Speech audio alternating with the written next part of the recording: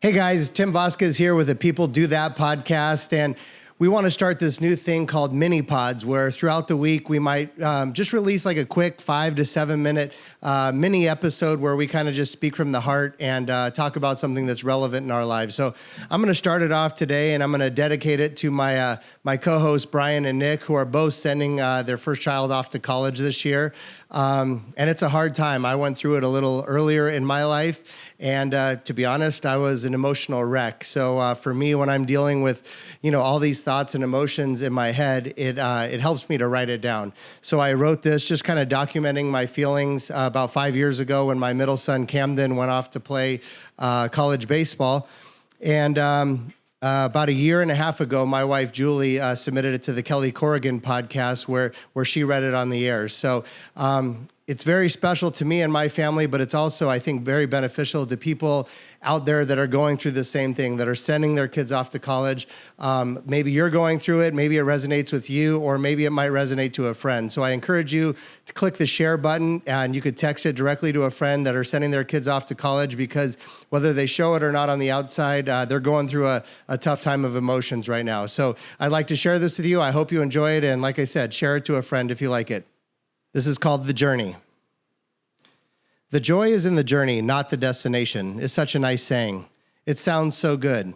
Although for us type A, goal-oriented individuals, deep down we think, no, it's not. It's really all about the destination.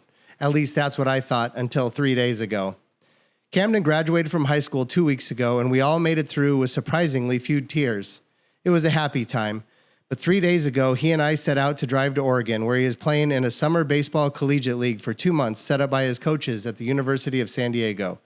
What a great opportunity. We had our 3-day drive planned out with stops in San Diego, Palo Alto, and Eugene on our way to Portland.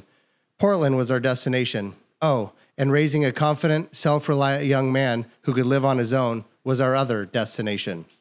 The waterworks began as we said goodbye to Julie and Cody in our garage by Camden's Jeep, packed with all of his belongings and enough wood bats to hopefully last all summer. As Julie squeezed her little boy tightly, tears ran down her cheeks, and we all got really emotional.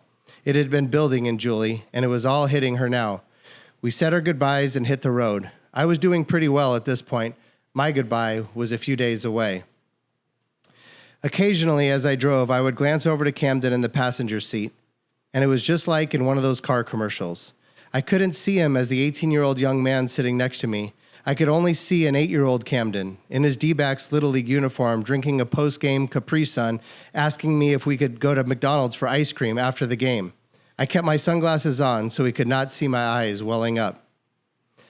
After about an hour of driving, I decided to call Julie to check in and see how she was doing. I knew she was home alone at this point. "Hey, how you doing?" It was just silence on the other line. I said, "Are you okay?" After another pause, she finally let it out through the tears. "No, not really." She continued, "After you guys left, I went into Camden's room to straighten up one last time and make his bed. When I finished, I just sat on his bed and started sobbing.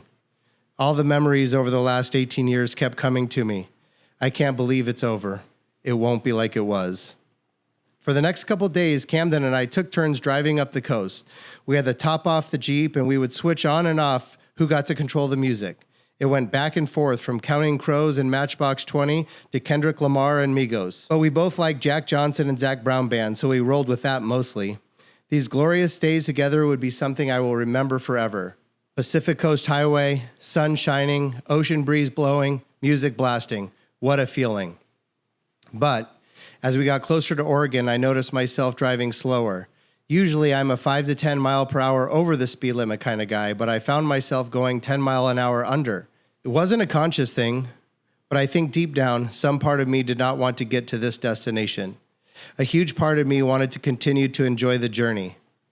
It was happening too fast and I couldn't stop it. I stopped for gas when I didn't need it. I stopped for coffee when I didn't want it. As the numbers on the mileage sign got smaller, I drove slower. I knew that when we got out of the car in Oregon, the journey would be over. We would have finally reached our destination. I was savoring every last second of this journey together, the drive and the 18 years of ups and downs, highs and lows, good times and bad, and incredible memories we all created together as a family. Now it was time for my son to be on his own and start this new chapter in his life. On our last night together, we went out to dinner. Oh, shit. On our last night together, we went out to dinner, just the two of us.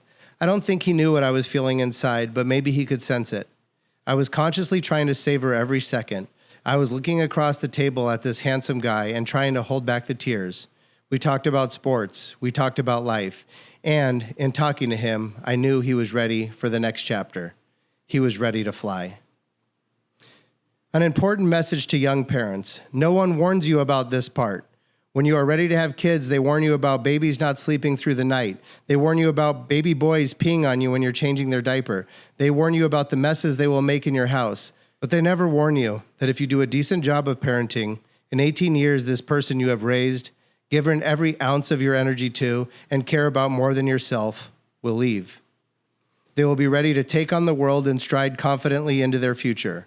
You will be happy for them beyond belief, but a little part of you will be hurting inside for a while as the transition takes place. Love your kids, hug your kids, enjoy every moment with your kids. Slow down time spent at the dinner table altogether because I am warning you, there is no rewind button, there is not even a slow-mo button when you get close to the end. Believe me, if there were one, I would be using it. Just try to enjoy every minute of the journey, the great times, and even when they spill juice on the new couch, because before you know it, they will be grown up and you will have reached your destination. Hey guys, thank you for letting me express myself like this. If you enjoyed this piece, if it resonated with you, if you know somebody that could benefit right now from hearing this, they sent their kids off to college, or even they have little ones and they need to just remember that it goes by fast and they need to savor the moment, go ahead and share this with them. I'd appreciate it. Have a great week. We got another episode coming out on Monday morning. I'm still